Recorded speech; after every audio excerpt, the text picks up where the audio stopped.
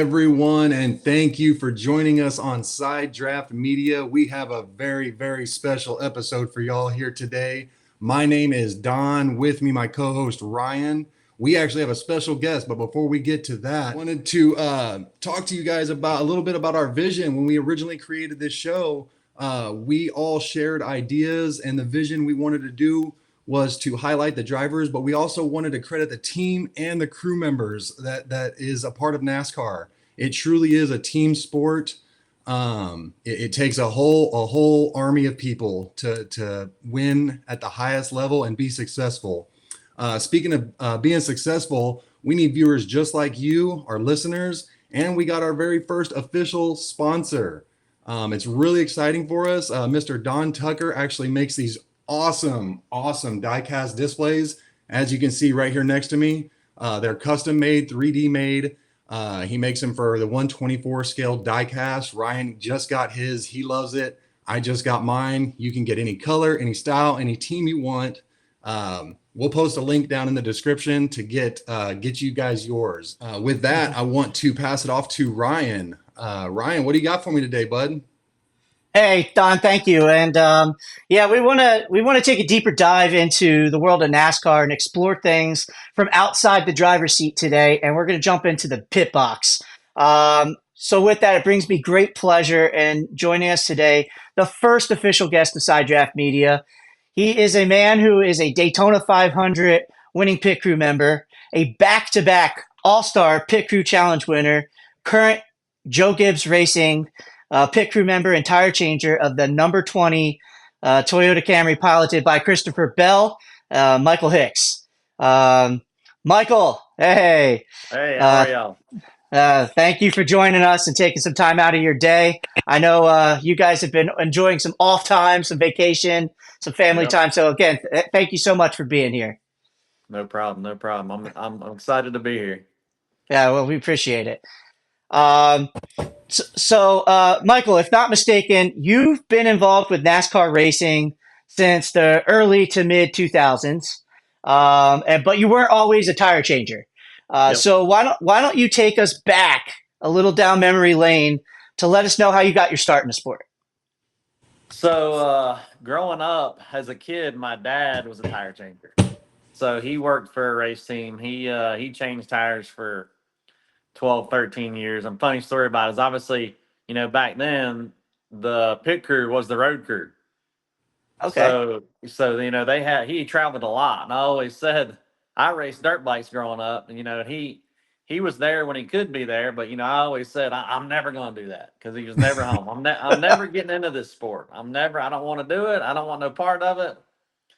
And then obviously, so he retired, but he always built like custom vehicles, Jeeps and cars, the whole time I was growing up. So I was always in the garage with him, and he taught me how to, pull motors and transmissions and build cars. And so when he quit racing, he opened up a shop that built all kind of custom cars. So I went to work for him, and That's yeah, so it was fun. I learned so much, and he ended up having like this little practice hub in the shop in the back that he had just years and years. So sometimes on my lunch break, I would just get like just like a regular impact, like a car impact, right? And I would just tap on the hub, and me and him would have like competitions. He was like, I was like, listen, this is easy. I can beat you. Like, so we would time it. We would time it on our lunch break, and we would just mess around with it. And then oh, yeah, so that was a little fun challenging my dad. that's awesome. Yeah, a little father son rivalry going there. I can't. I'm a dad of three, so I get that. Totally get Yeah. that. When So when you look back and practicing with your dad in the garage, did you ever envision yourself being like? I know you said you would never do that, but once you started doing that with him, did no, that kind of light a fire? no, I never even crossed my mind. I was still in the back of my mind. I was like, oh no, I'm gonna race dirt bikes. I'm gonna try to go pro. I don't want no part of this. And as the older I got, I went to I qualified for regionals and all that stuff. And when I got to that level, we went up to New York, and man, I got wore out.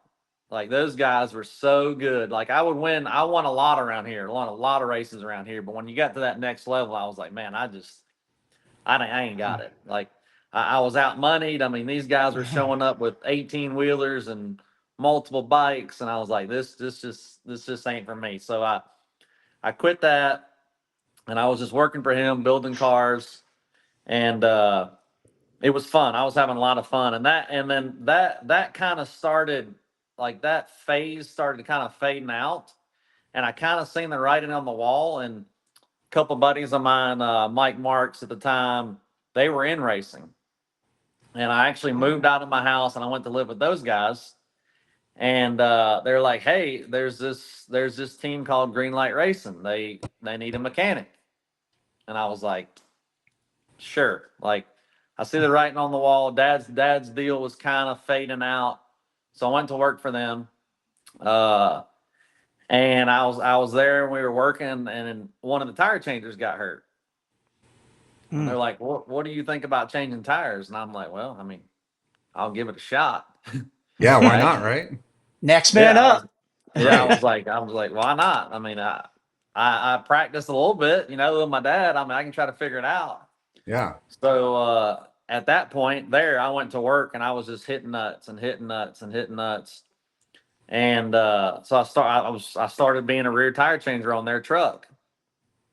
And I had a really good buddy of mine, Chris Crumley. He was actually changing on the 8 car for Junior at DEI at the Okay. time. His dad was actually my coach as far as on the motocross side. Oh, wow. Oh, okay, cool. It's crazy how all our stories, man, just somehow come back around. That's incredible.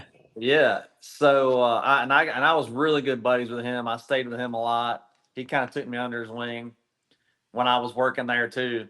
And he got me in touch with Walt Smith, and that was the coach at DEI at the time. And so Walt, I kind of owe everything I got to Walt. I mean, he kind of took me under his wing, and Walt Smith, I mean, he's one of the best coaches in the sport. I mean, he's no longer in the sport, but at the time, I mean, he was at the top, like he was top of the game. And so he was having these nighttime tryouts at the Wood Brothers shop in Mooresville. So they brought in lights, and it was kind of a free for all. It was kind of an invite deal. So I would go over there every time they had that. And he would work with me, and I was changing tires on the truck. And he'd come to me one day and he's like, hey, he said, Wood Brothers and JTG at the time were going in together, and they were going to have 2 trucks, 2 Xfinity cars, and a Cup car. And we want you to come try out. Wow. And I was like, that's huge. Yeah, I was like, awesome. Like, let's get after. Let's go. let's go. So I went out there to that tryout and I tried out, and I did okay. I mean, I wasn't great. Probably had some nerves because there was like, I mean, I guarantee you there was 75 people out there. Wow. And so the owner, Eddie Wood at the time, and Fatback was the crew chief. They came up to me after the trial. They're like, hey, we don't have anything for you, but we want to hire you to be the pit stop kid, like be in charge of gluing lug nuts and servicing the car and all that cool stuff. So obviously at the time that was kind of a upgrade, a stepping stone to go to that deal. Right. So I was like, I'll take it.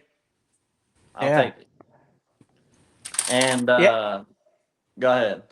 I was going to say, so if I did my homework correctly, you spent 2 years there eventually as a tire changer, though, right? Yep. So funny thing about it, it's kind of the same. It's kind of the same thing happened to me. So I was just being the pit stop kid, and like the first week, the rear tire changer on the truck got hurt. Oh. And did you sure you're not throwing sticks out and tripping these guys? Or we're seeing a pattern here, bud. It's funny because I've been asked that before. They're like, "You sure you're not sabotaging people outside?" And so they come to me. They're like, "Hey, we need you to go and change tires on the truck." And I was like, "All right, no problem." And it was Marcus Ambrose at the time when he was in the truck over there. Wow. Oh wow. Okay. Yeah. So I got on there and I started like excelling like really really fast. I was doing really good, and they come to me like middle way through the year. They're like, "We want you to do Xfinity too." Did And I was somebody on like, that team get hurt? no, nobody on that team got hurt. And they're like, "We want you to change fronts." And I'm like, "Okay, no problem." And so I went back to work. I was still doing stuff with Walt, you know, and his brother Gary Smith become the coach there. So I mean, I would hit lug nuts till my hands bled. I hit lug nuts every day, countless of lug nuts. And I would say probably 3/4 of the way through that season, Gibbs came to me, which was Michael Lepp and Al Schufert at the time that was coaching at JGR.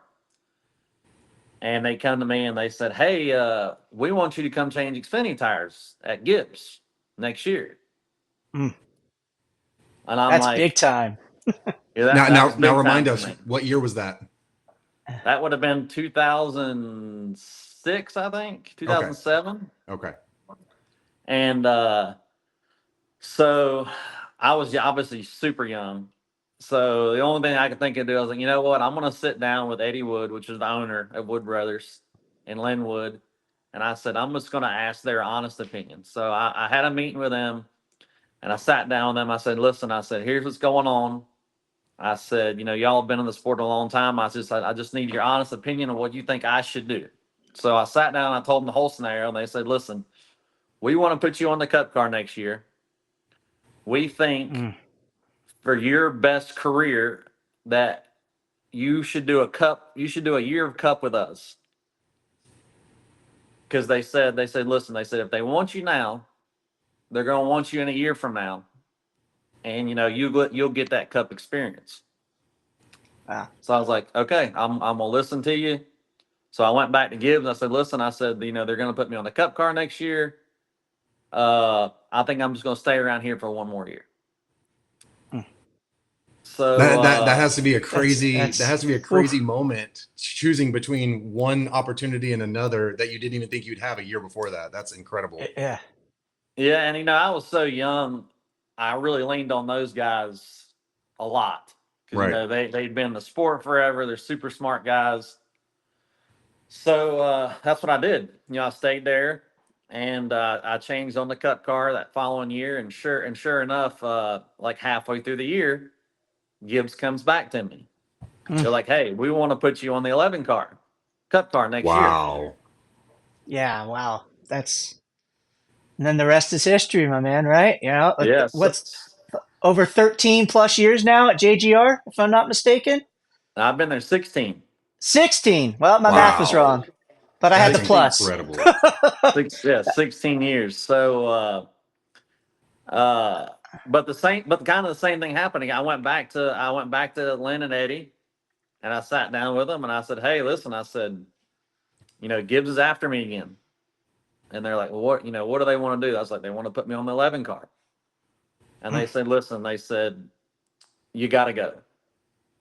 We know Wow. we love you, we want you here, but that's a great opportunity, and you got to go."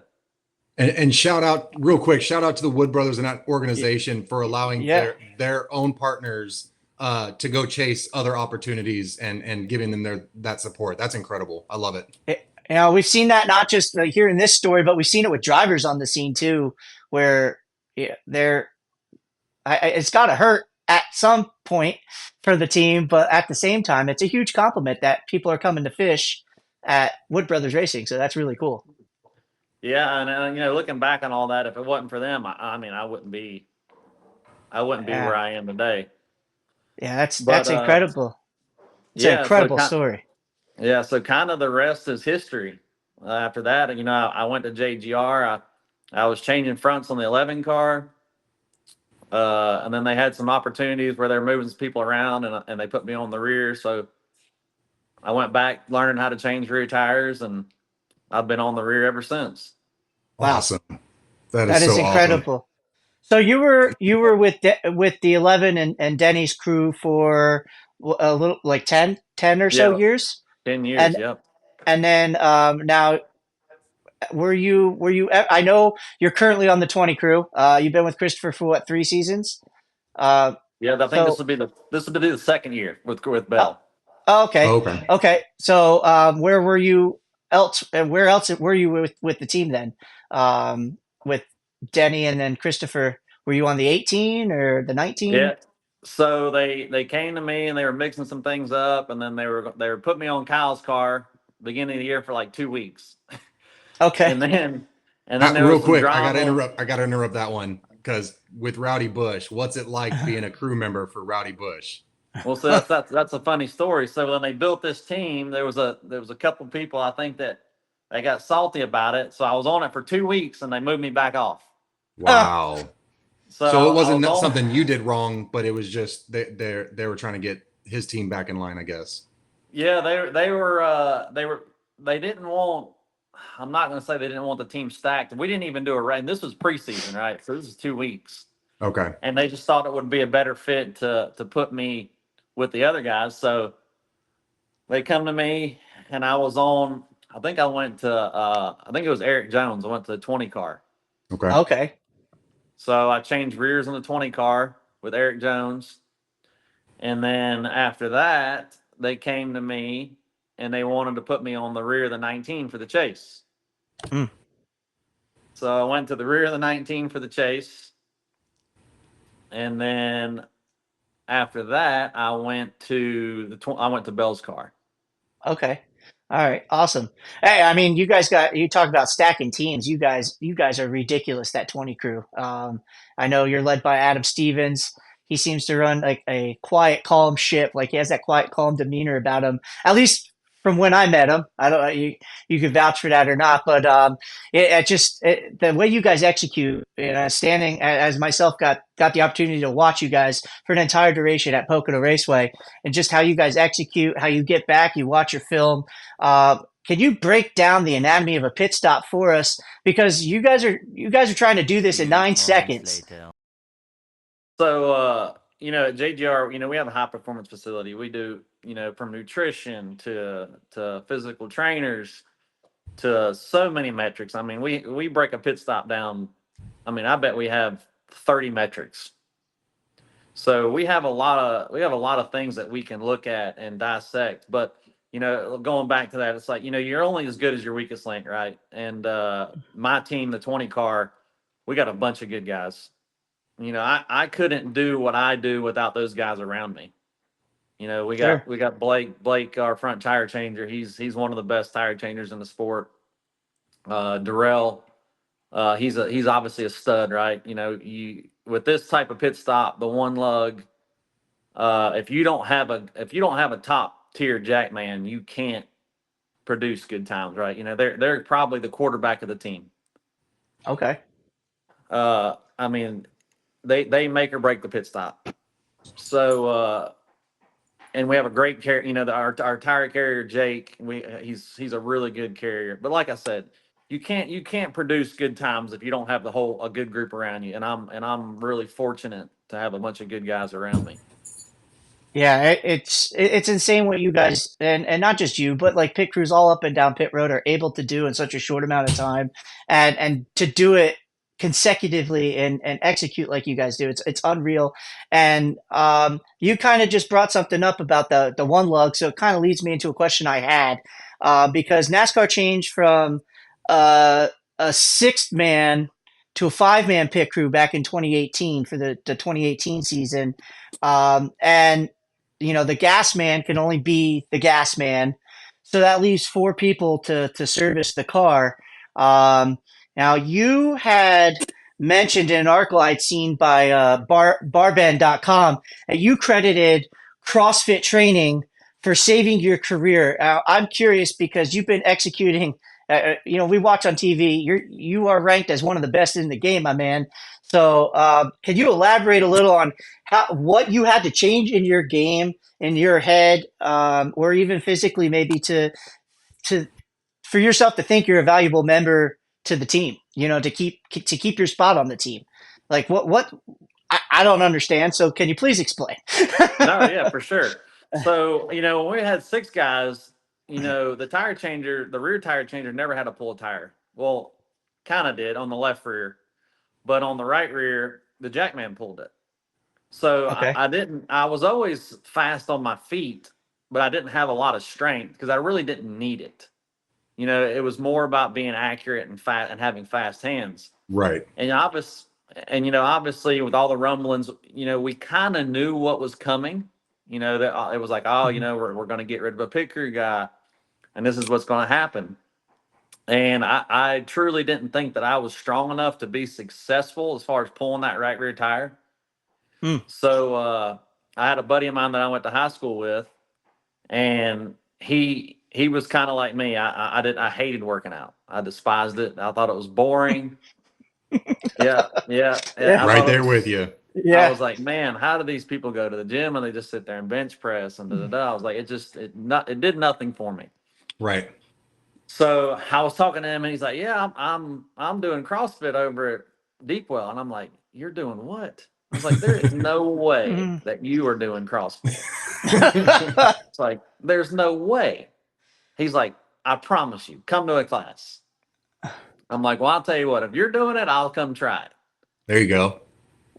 So I dropped in that class, and I fell in love with it because it wasn't when CrossFit, you're not doing the same thing every day. Like, and there's competition involved. You do your strengths. Like when you go to a class, you drop in a CrossFit class, you do your strength first. It's a great community. But then, after you do all your strength, you all that done, it's a Metcon, and, and you're competing. It's like who can do it the fastest. Right. And I fell in love with that. Yeah. So you got that competitor spirit, man. Yeah. Correct. So I went all in. I got to where I was doing 2-a-days. My strength was coming up. Wow. My physical ability was getting better, and that honestly, and that's why I said in that article, I really do think it saved my career, because I know for a fact I was not. If they went to 5-man that very next day, I would not have been able to excel like I did. So that's why when I put in that article, I truly think it probably did save my career. And how many days a week are you in a CrossFit gym? Or are you doing stuff at home too? Yeah. So what I ended up doing is I ended up building a gym at my house. Nice. To where I can do everything at home. And I still like going from a class from time to time, but I also learned that if I can do it in my house by myself, for my mental capability, it was great. It's a lot different when you're in the comfort of your own home too. You're not necessarily worried about all the stuff going on around you. Yeah, and the way I looked at it is, if I'm mentally strong enough to go out there by myself with nobody pushing me and still be able to push myself to the edge, it was going to help me on the pit stop side also. That's awesome, because that's discipline and accountability, my friend. That's where I probably have lacked in the working out department. The discipline and accountability is always tough when you're pushing yourself through those, whether it's that or anything in life. But that's your job on the line, right? So you're gonna do it. So That is insane. I related in a way. You suffered it was the Achilles injury, correct? Yeah. So funny thing about it is, so going into Phoenix one year, we used to have a basketball court at JGR. And it actually, my Achilles wasn't really the problem. So I was jumping up to catch a ball. No big deal, caught the ball, and I was just walking backwards to go back to the court, and I broke my foot.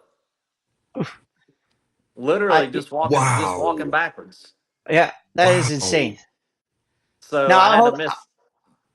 I don't mean to cut you off, but I think I read something about this. So you not only had, it was an inversion fracture, right? The fifth metatarsal. Yep. Yeah. Yep. Okay. So Ryan did his homework. All right. So, but you had another. This guy's on top of it, man. You had another injury at that time. Didn't you have something going on with your thumb too at that same time? So it was kind of after that. So we were doing a pit stop, and I was hitting the left rear lug nuts, and the car got dropped, and the gun went with the car, and it pulled my thumb back, and it tore a ligament off my Oh, thumb. Ooh, oof, that's brutal. So I changed like half the year with a cast on my left hand, and wow. I Dude, just made it work. what a warrior. So you But went with the Jones fracture and the thumb half a I year? didn't I didn't go with the Jones fracture. I went with the thumb Oh, half a year, and then the oh, Jones okay. fracture happened. Oh, okay, Wow. okay. And So then double surgeries in one day. yeah, so Dude, who they does lined that? Who they does This lined who guy. they does lined that? every. It was it was a pretty crazy experience. So as soon as I broke my foot, they're like, "All right, we're gonna get you in. The doctor's gonna come in and fix your foot. And right after he walks out, the doctor's gonna come in and repair your thumb." Wow. Same anesthesia all the way across. Yep, all That in one is shot. absolutely insane, man. What a beast. So So yes, I so got all that fixed. you were at the first race that next season then? Yeah, I got all that fixed, and I went to work, and I was rehabbing, and I was back for the 500 the following season. And So the calendar tells me that you were hoisting a trophy with your pit crew then that following season with Denny Hamlin. Is that correct? That's correct. that's Wow, what a payoff, my man! Congrats, man. That's badass story. and, Yeah, and talk.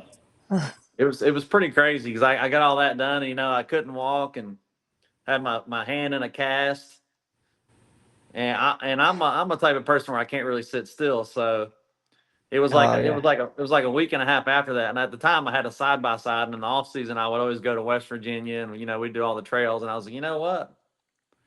All I need is one foot to drive this thing and one hand. So me and my wife would still load up, and I was hobbling around in a boot and a cast, and we were going through the mountains in West Virginia.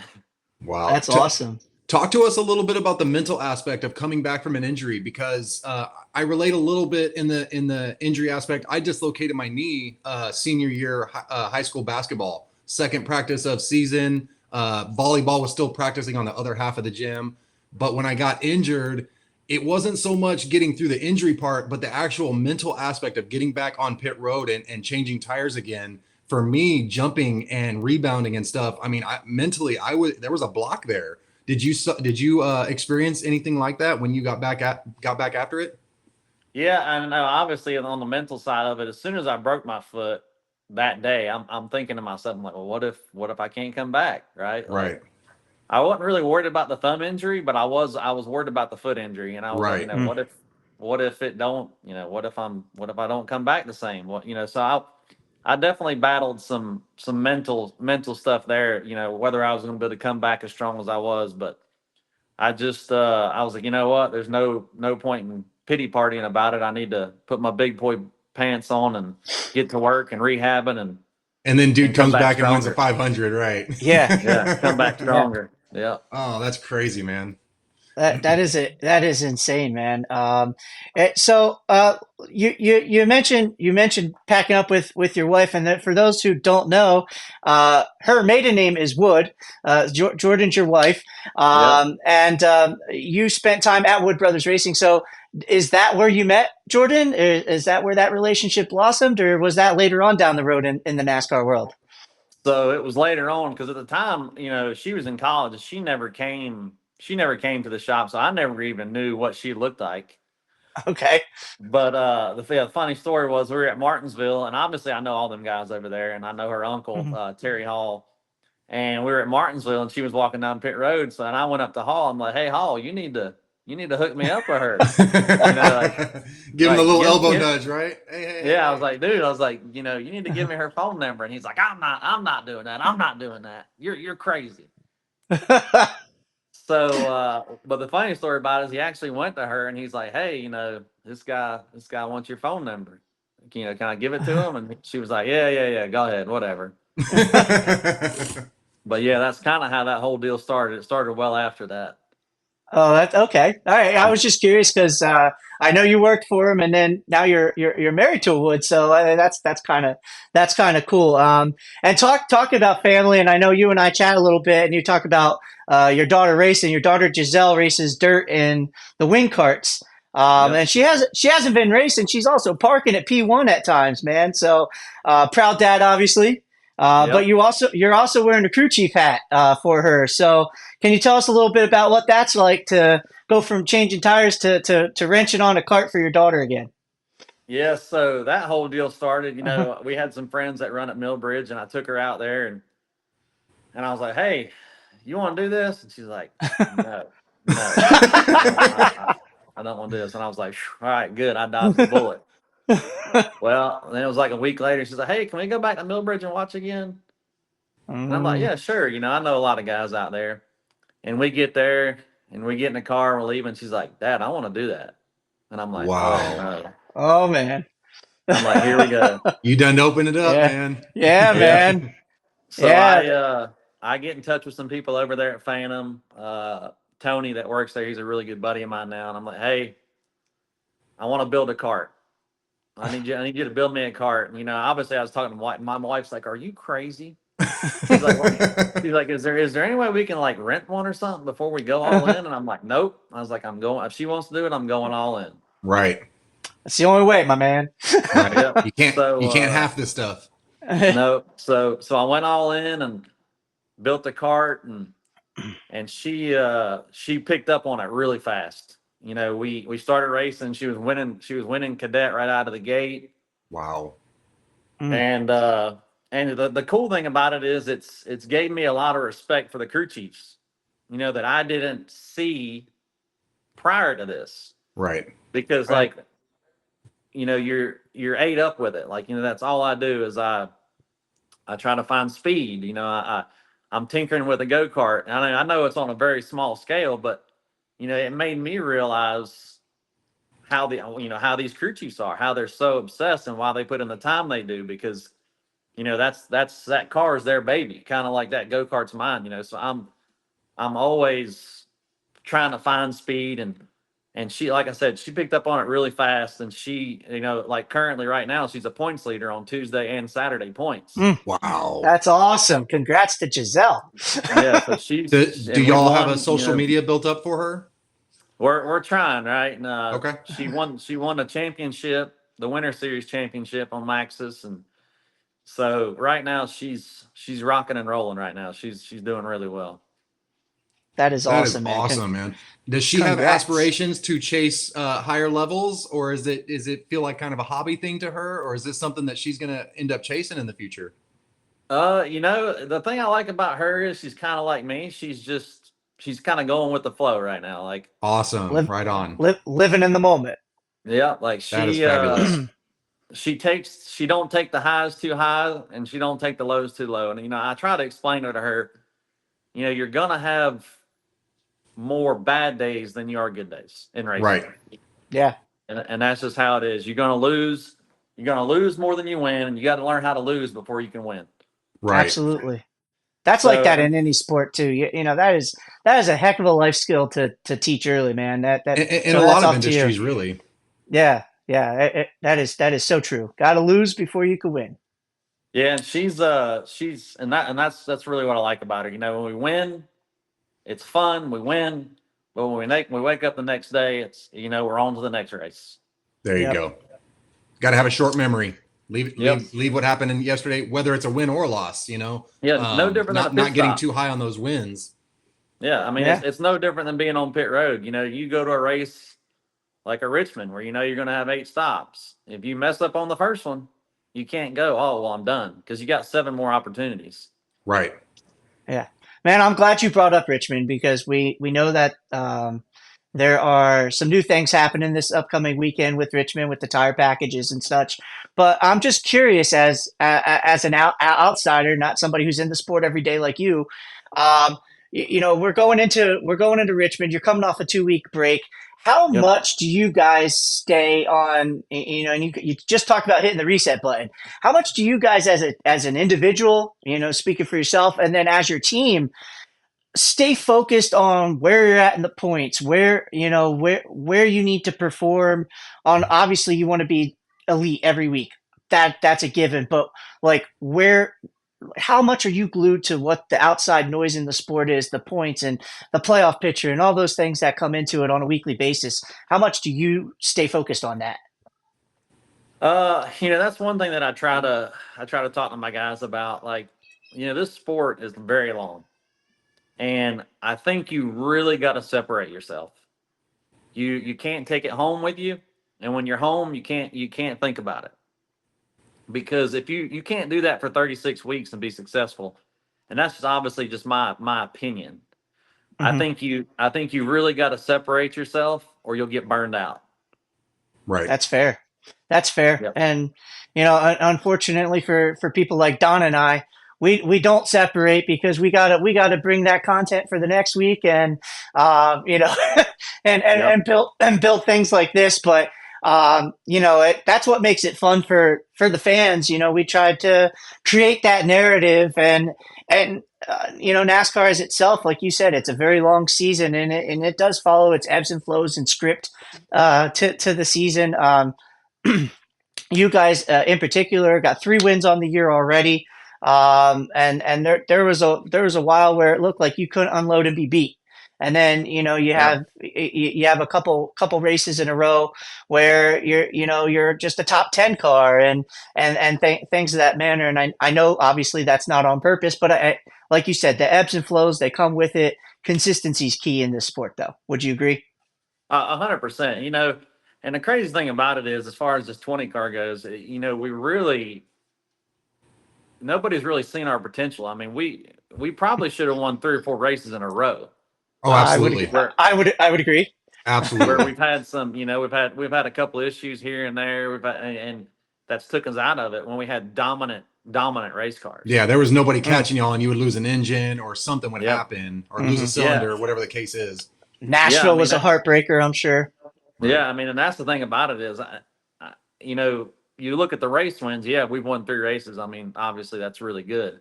Absolutely. But in the big picture of things, this car has been dominant. Yep. Absolutely.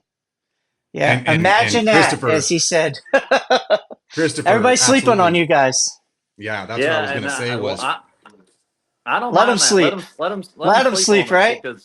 because Bell's a wheelman, and we Absolutely. got a good crew chief, we got a good road crew, we got a good pit crew. I think when it comes time, I think we'll be right there in the hunt. Hey, it's no mistake that you guys were in the championship for 2 years in a row. No mistake Yep. at all. And that's what people need to start to wake up and realize is that like you said, Christopher is a wheelman.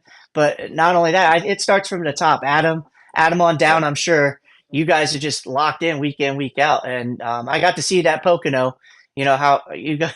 I even asked, like, you guys go through. Like, I was like, did you guys already have your morning meeting? I didn't want to like disturb anybody. He's like, no, we're not really, like, like too, like every team's different, I guess. But like, when do you Yep. have your meetings? Do you have a competition meeting every week, or because I know you got to be meeting at some point. yeah. Run Yeah. us through How's your that? basic work week of a pit crew member. How does that play out throughout the week?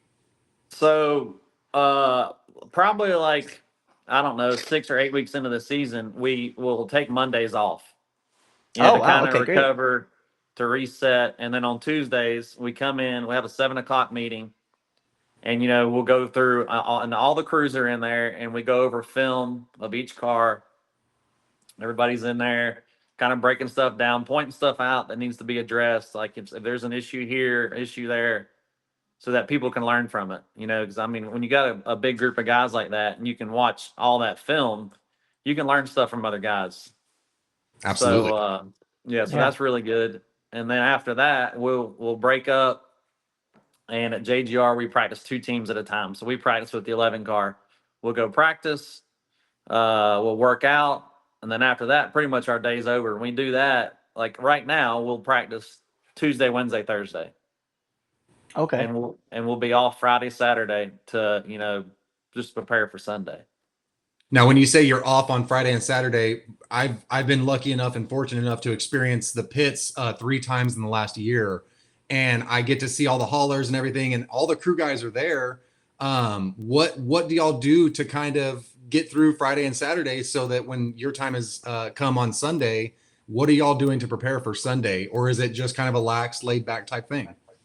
Yeah, so we're pretty fortunate. Those road guys, they definitely have the hardest job, because they got to go with the car because the picker guys just flying on Sunday.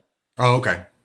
Mm. So they have the hardest job. They have to go on the Fridays and Saturdays, and they're there in the heat working on these cars, to practice and qualifying all that stuff. And we're fortunate we're all the pit crews at JGR flying on Sunday. Okay. Wow. So race day warrior, that's it. Yeah, So that's it. at Pocono, I saw a little bit of post race teardown and stuff. Do you have any obligations to the team at that point, or is when the race is over, you're as far as your role and function with the team, are you all clear to go, or you there with the team after helping with post race teardown? No, we literally just take care of our stuff. We'll tear the pit box down. We'll get everything set, and then we go back to the hauler, and the road guys handle all the post race teardown stuff. Wow. Okay.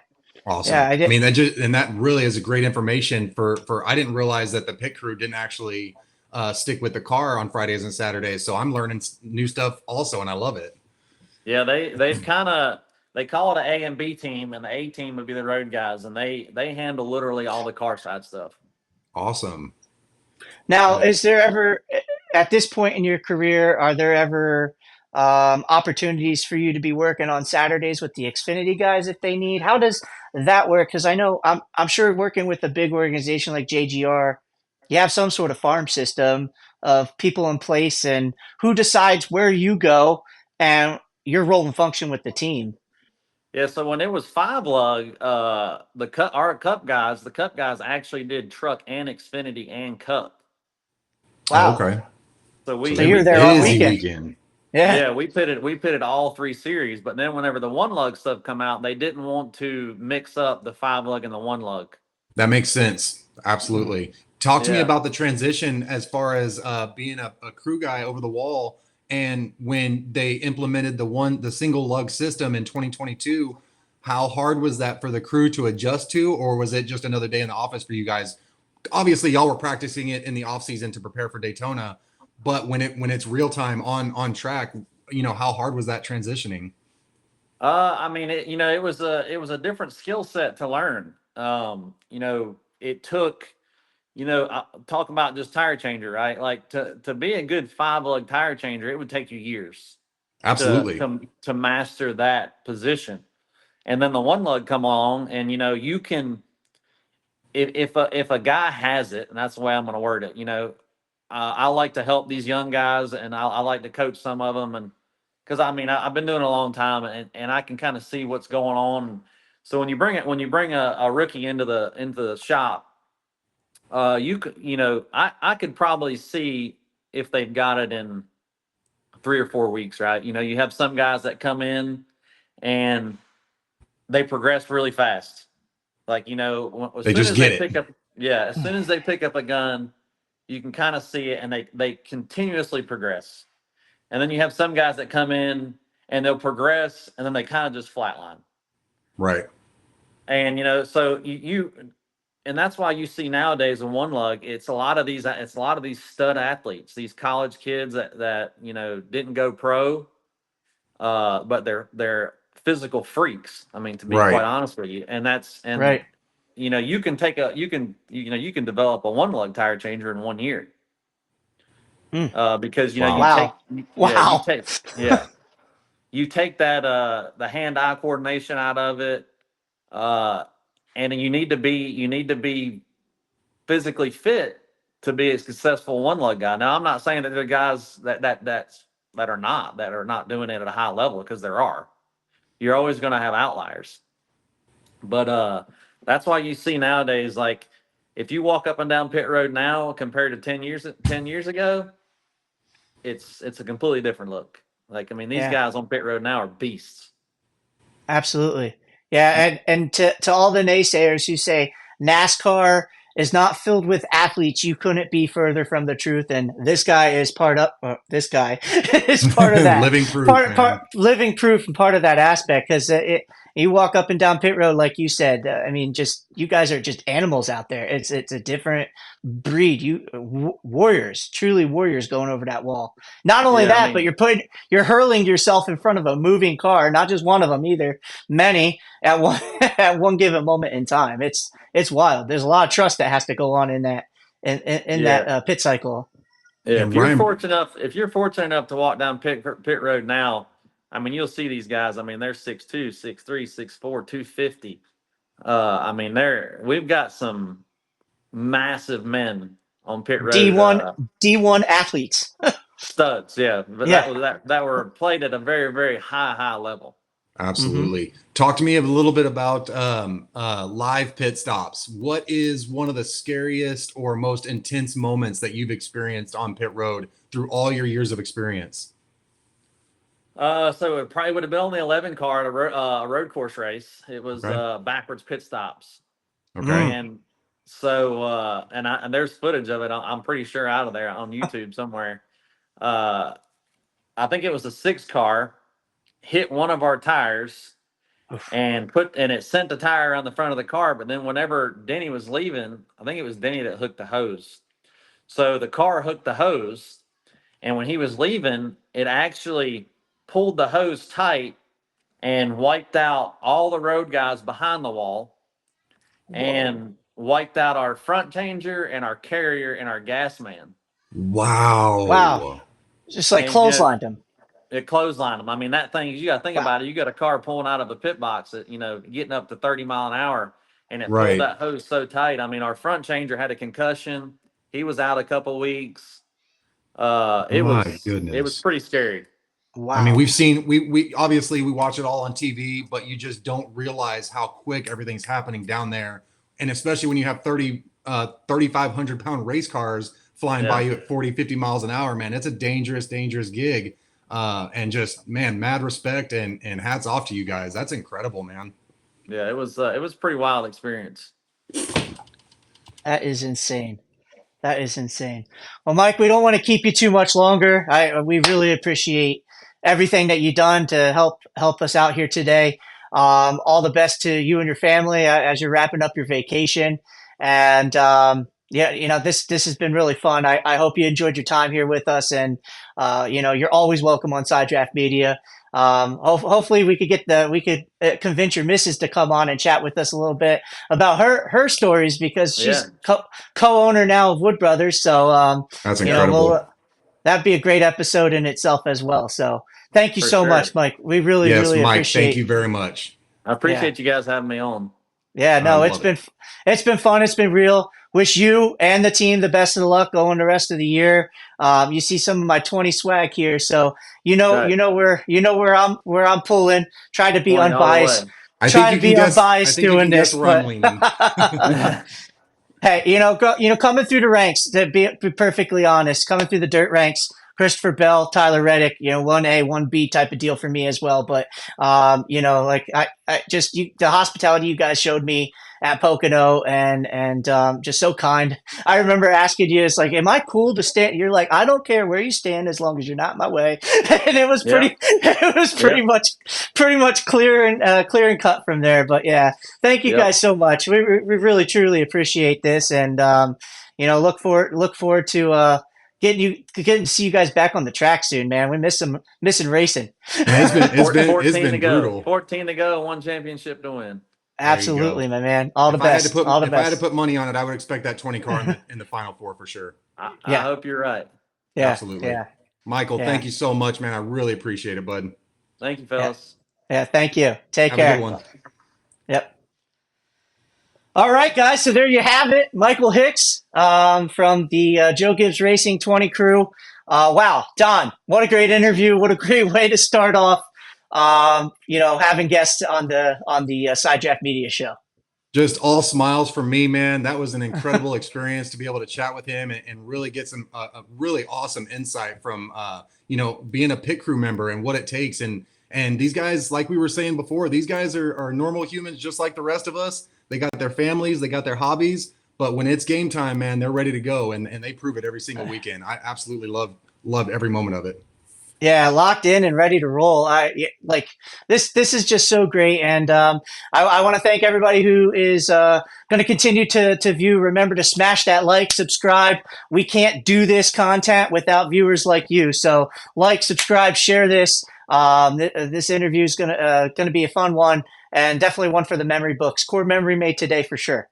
Absolutely. Absolutely. Ryan, thank you for everything. And we'll see you guys soon. This is Side Draft Media. Don, Ryan, y'all have a great, great day.